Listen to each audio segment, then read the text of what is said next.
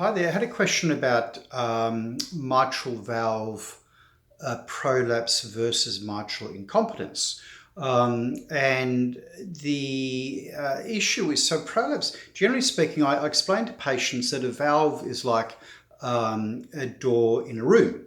And so what you want the door is to, and you can think of it almost like with a mitral valve, it's a bicuspid valve, like a swinging saloon door in a Western saloon.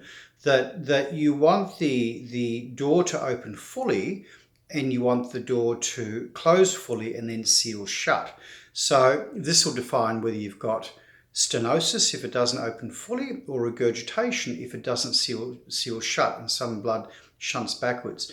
Now, a prolapsing valve is like an elongated floppy valve that can bow back into the atrial chamber below. And so instead of being just a tight seal like this, it actually can bow backwards. But having said that, if they're long redundant leaflets and there's no gap between the leaflets for blood to actually flow back into the atrium, there's that big booming left ventricle contracts, it'll just prolapse, and it may never have a separation of leaflets such that you get regurgitation. You can get, certainly mitral valve prolapse with regurgitation as well. And that, from a prognostic viewpoint, is a different story. And these people should generally be rated under whatever the degree of regurgitation is, according to the guidelines. And the reason being that once you've got regurgitation, say for example this atrial chamber is getting let's say for example it's 100 mils of blood from the pulmonary circulation, and as it opens and then contracts into the ventricles, it may be leaking out 100 mils of blood. But if it's got regurgitation, it's not sealing properly, you may get 10 mils of blood flowing back. Plus you're always getting that 100 mils of blood from the pulmonary circulation. So over time, that atrium is going to get stretched.